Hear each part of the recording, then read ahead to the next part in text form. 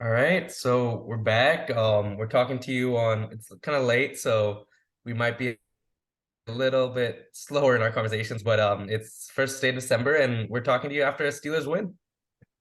Yeah, man. I thought it was a pretty good performance. Yeah. I liked what I saw for the most part, especially that first half. I think we were kind of controlling the pace of the game. So if we continue that, honestly, it's just like right things to see in the future. Same place. Matt Canada, same place.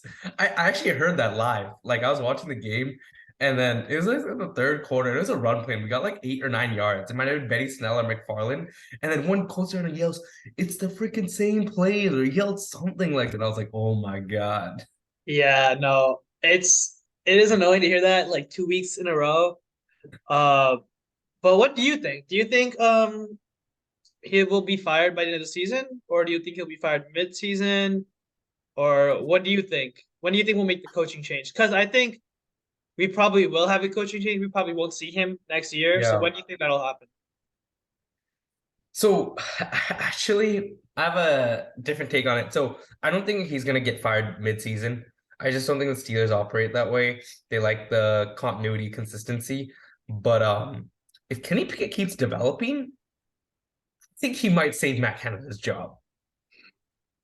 Maybe. Because Because like but Kenny Pickett has looked great since the bye week. We'll get into that, but he's thrown zero interceptions. Last week he had the second best PFF grade by QB, and he's a rookie. Like he's playing very on the Colts defense. It's not shabby. Like it's not a bad defense. It might be average or a little bit above average, but it's not bad. no, I agree. Many people have been talking about it, like his leadership as well. Yeah, I think there was something that he called the last touchdown play as yeah, well. So it's good to see him growing. I always thought like from get-go, I thought he's played all right. Yeah, he's like throwing some interceptions more than yeah. you want, but I like that dual threat as well. He's able to like he had some good running plays as well. So Hmm. I agree. Maybe he might make Matt Canada look better than he actually is. But the fans aren't blind to it. I feel like the fans are Yeah. still like voicing their opinions regarding his play calls.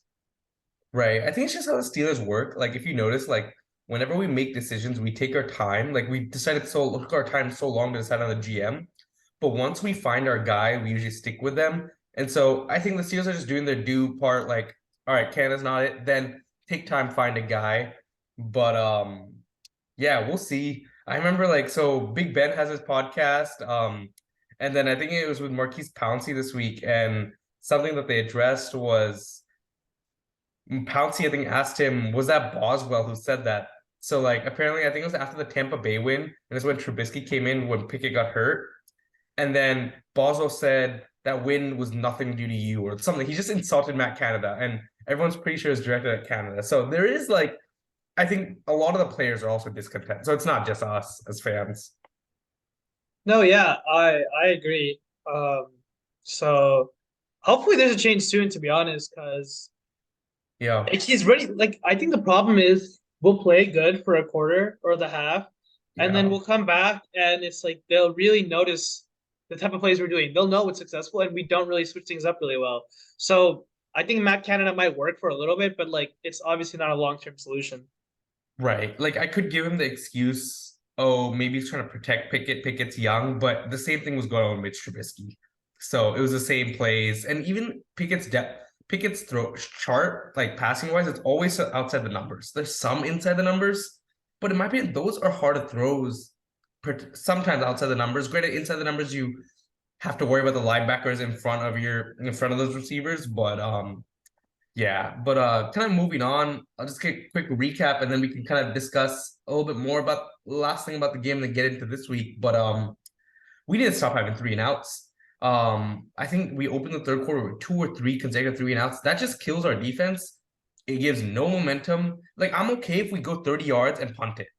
At least take a few minutes off the clock, but we just do quick three and out. Like let's at least have first and second down, make it where and I granted I think they were saying this in the commentary either this week or last week. I think it was last week against the Bengals, that we're not a team that's built to get a third down and 15 conversion. That's a Chiefs team that can do that, a Bengals team that can do it. And I think it's just because Pickett's developing. And then I'm really liking the trio of Johnson, Pickens, and Fryermuth. I think that's really good. Trading Claypool might have been a blessing in disguise because Pickens looks amazing. He's from another planet. Granted, he had a shaky game in that he like had that touchdown. He could have probably grabbed that. Pickett maybe put a better ball. And then Mhm. there was another play I think that Pickens missed. But overall he's looked good. And Calvin Austin will be coming back next year. So that's a good four guys with Najee. Highsmith's looking amazing.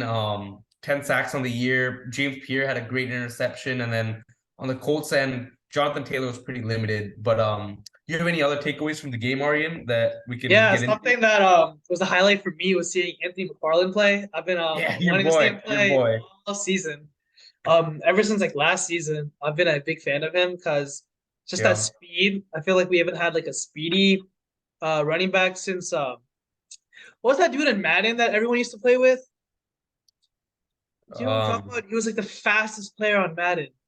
Um, Willie Parker? No, no, no. oh no, no, no. Was that Dre something? Something Dre. Yeah, yeah, yeah. Yeah, a short guy. Like Dre Archer? Dre Something Archer, Archer? Dre Archer, yeah, yeah, yeah. Ever Yeah. since Dre Yeah. Archer, like I really wanted like a fast running back, and I feel like Anthony McFarlane could really be him, because every time he got the ball, it seemed like a lightning bolt. Like, see, he was like looking to get that first time. And Benny Snell actually played really well too, even last year. He had No, a no, both look, and that was Benny Snell's first carries of the year. I don't know if yeah, McFarland's had carries. Like without Najee and Jalen Warren, our running game looked good. and honestly, yeah, it looked a little better. Like weirdly enough, like we were doing pretty good, moving the ball like chains comfortably with them too. So that was exciting to see. I like that. I feel like we should try utilizing Anthony McFarland more, just because he provides something different that the other running backs, Benny Snell, Joe Warren, and Najee Harris don't. For sure. And like maybe that's also why Kenny's playing better, is we're running the ball way better. The Mm. past 3 games, I think we were averaging 160 rushing yards, 170 rushing yards. So that could be because they always say a quarterback's best friend's a running game, typically. So, but yeah, so we're 4-7 now. We're very much on the outside of the playoff picture. We're not really in the hunt, but we'll see if we're playing the Falcons this week, and then I believe it's Baltimore or Las Vegas. Um, if I check, because like the schedule is not too bad.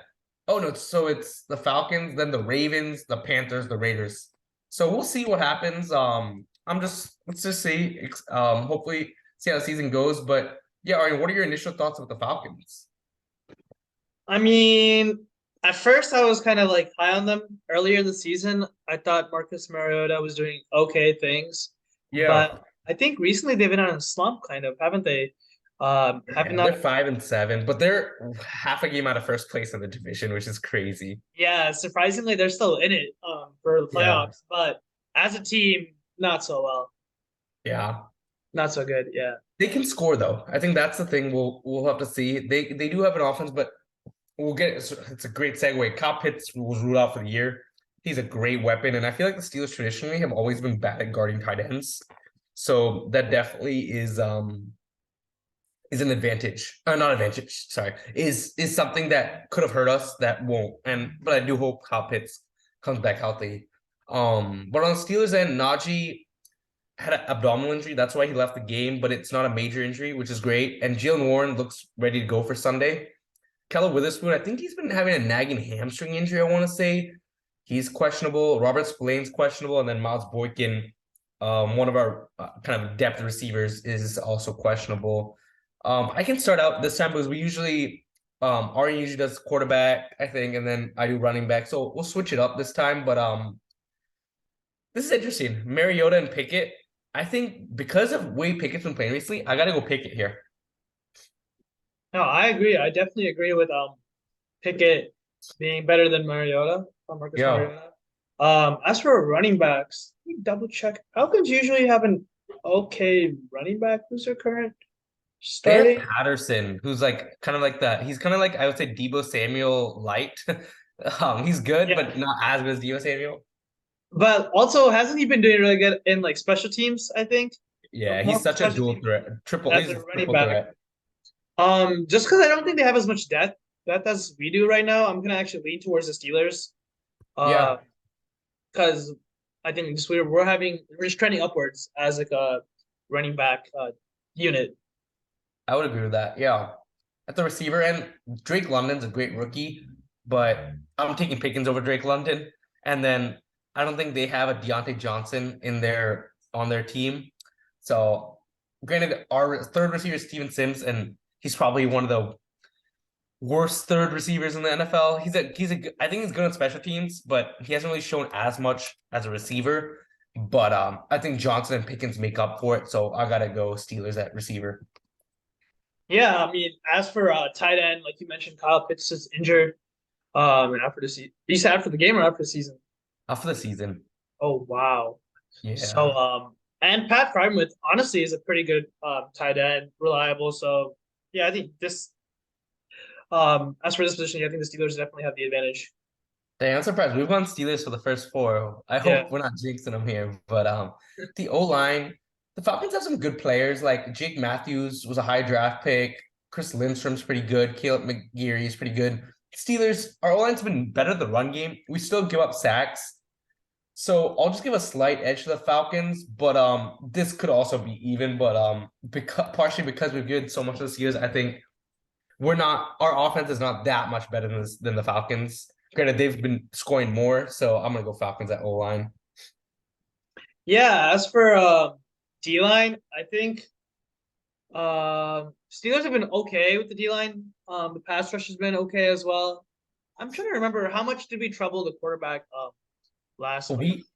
I think we got like yeah, okay, so I wrote it yet. 8 QB hits, 3 sacks. So pretty good. So honestly, yeah, pretty good. And the Falcons D line is all right as well. I mean, I feel like they're always involved in low scoring games as well. So they must keep their defense pretty tidy as well. So I'm gonna go even just for now. Yeah. I see that. Where would you go, Ishan? I might have given the Steelers the edge because I think Ogunjobi's been really good this year. Yeah, I was gonna But, mention Ogunjobi is probably one of their star players, but I think he's listed more as like a linebacker than like as a D line. or I think it's D end actually. Okay, D end. Okay, okay. But I wouldn't. I'm not gonna debate you on being even because Grady Jarrett's pretty good, and then I feel like the Falcons usually always have a solid D line. So at the linebackers, I usually always fit with the Steelers. The Falcons have Rashawn Evans, I think from Alabama, who's pretty good. Lorenzo Carter, I think is from Georgia, good linebacker, but there is no other TJ Watt in this league. Alex Highsmith is becoming a star before our very eyes, and then Bush and Jack are pretty good in duo. So I got to go Steelers here for sure. Yeah, I mean, secondary is also kind of like a little bit of a toss up. Falcons have been okay. What would you say on the Falcons secondary? I'm not as sure about their safeties, but AJ Terrell is a really good cornerback. I know That's the people only rank player I him was kind of familiar with, top like when you five, look at top their lineup. 10. And Rashad Fenton's pretty good. Granted, I don't know honestly. Like I think about it, like Cam Sutton, Witherspoon, Levi Wallace. Like, do I overrate them because they're Steelers? Like, how would they be on other teams? Like, I know Minka's a star anywhere, but the other guys. So, yeah. But where are you gonna go here? Yeah, I feel like our defense works so well because of how they're coached. I don't think we've had many like defensive like stars really over the years, except for like the obvious ones like TJ Watt, Minka, and even like Troy Polamalu. But like we've Right. had great players like Lamar Woodley, Brett Keezo, like players that weren't like really popular, but like did a lot for the team. And so I think for our team, our players play really well. So I'm gonna give the slight edge to the Steelers.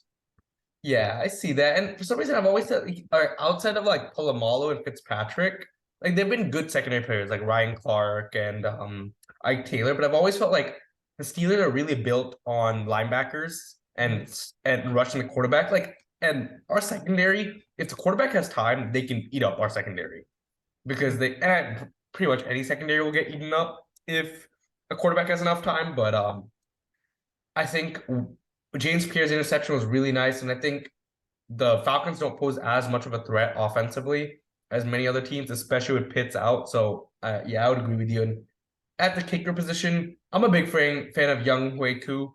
I've had him in fantasy quite a bit. If this was Chris Boswell, I might go even here because I think Young Hui Koo's a really good kicker. But because we have Matthew Wright still, and he had a good game last game though. I think it was 3 for 3. I'll go Falcons at special teams. And with Cordell Patterson, who's a great returner. Um, I see him as second on the depth chart, but he is involved in the return game. So if I tally it up, the Steelers win at 6 of those positional groups, Falcons at 2, and then there's one tie. So Aryan, what are your keys for the game? Give me 2, and then I'll give the last one. Yeah, I think like you said, it's important to run the ball really well. So that'll actually help Kenny Pickett as well. So I think it's important that as a like running back unit, we also go for over 100 yards with whoever's in the lineup, whether it's Najee, Joe Warren, Benny Snell, or Even Anthony Pickett. McFarland. Pickett runs like 30 yards a game. Yeah, just like get the running stats up, and I think that really just honestly kills the clock and moves the chains as well. For sure. Give me one more, and then I'll give the last one. Yeah, I think also just feed George Pickens, like feed our stars. Like that Yeah. dude is a beast. Every time the ball is just like lofted to him, he always does magical things. So I'm glad Kenny usually does this. So just continue doing what works. And I think they have good chemistry. Yeah. So I hope it keeps developing. And then the last one I want to say is pass rush and secondary work and cohesion. If we can prevent Mariota from having time, and Mariota is mobile, so we got to watch out for that. But I think we could have a successful day on defense, but the pass rush has got to get there. So I'll set a goal of at least 6 QB hits and at least 3 sacks. And I think if we get those numbers, we're gonna win the game. Despite it being in Atlanta, we are actually favored by a point, which is nice because I feel like we're not been favored much this year. So it is nice to be favored. But so you're 6-5 in your predictions this year. I'm 5-6. Both of us have better records than the Steelers, but where are you going with this one? I'm going with another easy dub for the Steelers. Easy dub. Okay, I think it's okay. gonna be an easy dub. Yeah, honestly, I'm more confident the last game. I'd like to go over 20 points again, so I'd see a 28-17 victory to the Steelers. Okay. I also gotta go Steelers here. I hope maybe it's me hoping that we don't call the same place, but I think this might be the game where I think we broke it against the Bengals, but another game where we break 30 points. So I'm gonna go Steelers 30, Falcons 24. I think we win, and then it gets interesting because then we're 5-7, and if we beat Baltimore, we're 6-7, and we're right there. So we'll see. I don't want to get my hopes up, but we'll talk to you guys after this week, and then yeah. So I think the Buffalo game just finished up. Buffalo beat New England, which is good for us because we know Buffalo's going to the playoffs. New England had a chance. This hurts their chances. I think now they have 6 losses, so theoretically we just want a lot of AFC teams to lose. So we'll see how it goes. Yeah, man. Yeah, wish the Steelers good luck. Yeah.